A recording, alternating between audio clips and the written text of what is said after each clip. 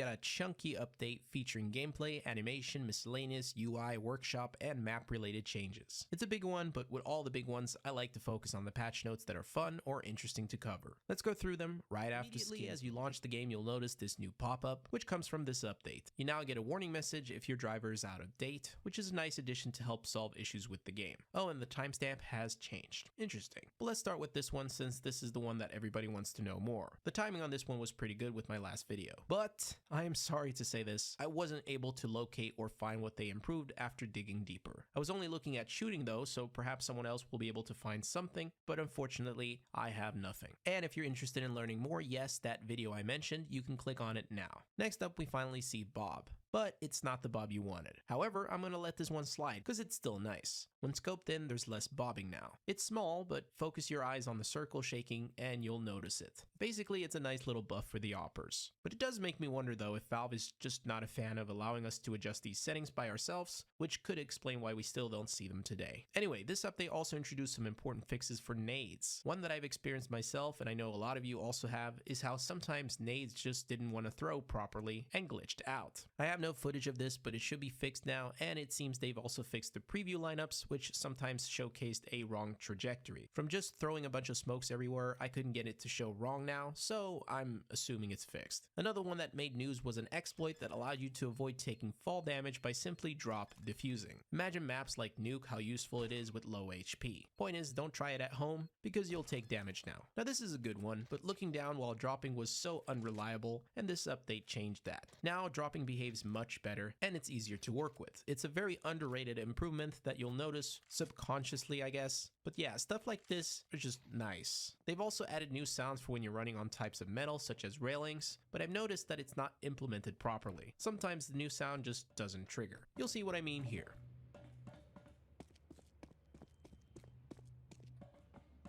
Those are the gameplay highlights. Let's quickly talk about the animation section. A lot of stuff here fixed various weapon animation issues and the player's shadows. Aquarius has a beautiful piece of art showcasing some of the problems, and most of it has been addressed with this update. Under miscellaneous changes, they fixed the bug where bot knives only didn't work for T's. This was something I noticed when I made another update video and tried to get the bots to listen to me, but they didn't. And apparently some visual issues have been fixed with the demo playback. I decided to use it for the very first time now, and it feels so much better. I mean, compared to CSGO, but that's probably an easy bar to achieve. Rejoice, FPS nerds. They've boosted performance of screen particle effects. Now this sounds like one of those 5 to 10% boosts. We'll have to wait for someone like Thor to do a little benchmark, but it's probably going to help a little bit. Something that annoyed me was how the mute enemy team and mute all but friends settings didn't mute voices, and that is now fixed, as well as block players will no longer be visible during pre-game chat. Much appreciated. We got some other quality of life improvements, such as players frozen by halftime are now immune to certain damage types, which basically translates to no more shooting at the end of warm-up, and they addressed the bug where damage caused by a player to themselves or teammates was incorrectly recorded as if inflicted by an enemy. I think I heard about this one.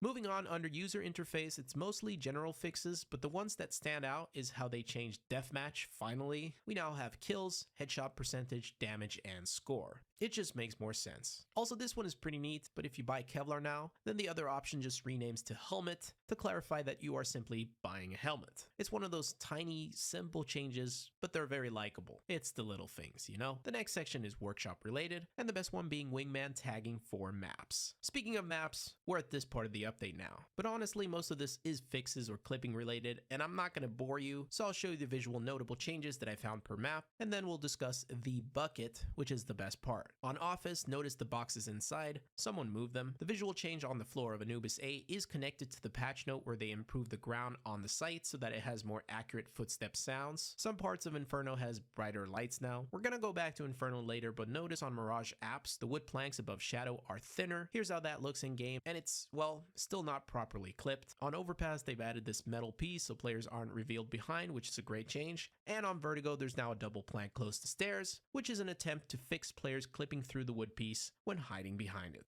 And apparently it works. Again, I did the quick and dirty version, but the last and most important change from the map section has to be the bucket. This Reddit post caught it with its pants down, absolutely not okay. Glad we got that sorted out. Oh, and I had this awkward moment where I died from this molly because I couldn't jump out of pit properly, so I tested it out in this update and it's still a problem. Valve, if you're watching, I know you are, address this motherfucker. Peace.